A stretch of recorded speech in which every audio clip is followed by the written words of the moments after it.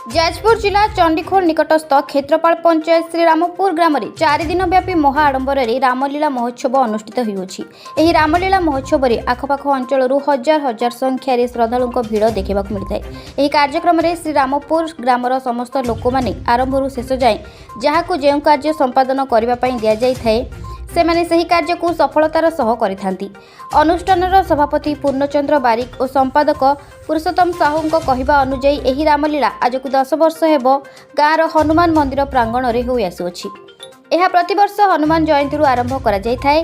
प्रथम दिन हनुमान मंदिर में ब्राह्मण मानक द्वारा यज्ञ कार्य आरंभ हो रीतिनीति अनुसार पूजा कार्य करा संध्यारे हरिओम भजन संध्या कोलिय अठा कटक कलाकार मानकु नहीं भजन परिवेषण करा जायथिबा बेले माँ मंगला रामनाट्य परिषद परशुरामपुर कटक कलाकार मानक द्वारा रामलीला अनुष्ठित होइथिबा बेले गाँवर प्रतिलोक मानक अवदान और अनुष्ठान कार्यकर्ता सुरेंद्र परिड़ा, सुदर्शन ओझा, मानस परिड़ा, धोइन ओझा, राधानाथ दास, अभिराम साहू, नटवर दास, दुशासन परिड़ा, दलगोविंद दास, प्रफुल्ल ओझा, सुभाष साहू, प्रमोद दास, बलराम दास मानक सहयोग 10 वर्ष पहुंची पारिछु। एही कार्यक्रम में धर्मशाला विधायक प्रणव कुमार बलवंत राय, बीजेपी नेत्री श्रुतिरेखा पही, समाजसेवी और बीजेपी युवनेता हिमांशु शेखर साहू, सरपंच फकीर नारायण मिश्र, समिति सभ्या सुचिस्मिता बेहेरा प्रभृति आसी जोगदी भगवान आशीष लाभ करथिले। आम धर्मशालार क्षेत्रपाल पंचायत श्रीरामपुर ग्राम 13 नंबर वार्ड मेम्बर ये बर्तमान आमर 10 वर्ष है हूँ रामलीला। आम नयागढ़ पार्टी आणुचु बड़ पार्टी एटी 5-10 खंडी गाँव लोक समावेश ये होती। आमर भजन भी आमर जो संक्रांति दिन आमर भजन प्रोग्राम थिला से दिन आमर भोजीर भी आयोजन थिला। 10 खंडी गाँव जिते लोक अच्छा भोजीर 5000 लोकर आयोजन करा जाउची।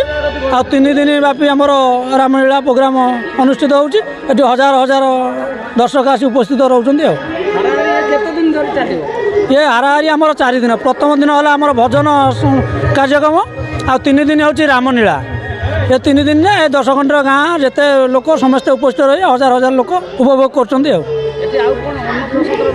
अन्न प्रसाद आमर अच्छी। प्रथम दिन संक्रांति दिन आमर जो पुनरावृत्ति है से दिन भजन आयोजन होता है। 5-10 खंडी गाँव निमंत्रण सब देलु। आमर राजनीति लोक भी से भी आसते समस्त आम निमंत्रण देलु। भोजी भी आयोजन होता 4000 लोकर भोजी आयोजन भी होता। आमर धर्मशालार विधायक पलम कुमार बलवंत राय से आसी उपस्थित होते। सागर दिल्लू बाबू भी आसते से आसिक आम प्रोग्राम सब वर्ष आसिक ये उपभोग करती।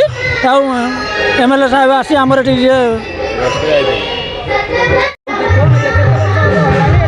ए वर्ष को लगे 9 वर्ष है। अनुष्ठान भल सुखे हो पार्टी भल ठाकुर दया भले भी अनुष्ठान हो। गाँव में आमर 3टा हूँ मुख्य प्रोग्राम 3टा। गोटे रामलीला, द्वितीय हूँ ठाकुराणी महोत्सव, तृतीय हूँ आम अष्टप्रहरी। ये 3टी हूँ गाँव मुख्य गाँ समूह। आउ बाकी प्रत्येक प्रकार देवादेवी पूजा आम गाँव में हुए। से पिला माने मिसिकी करती। परिचय मो ना पूर्णचंद्र बारिक। आम घर धर्मशाला ब्लॉकर क्षेत्रपाल पंचायत अधीन श्रीरामपुर ग्राम अटे।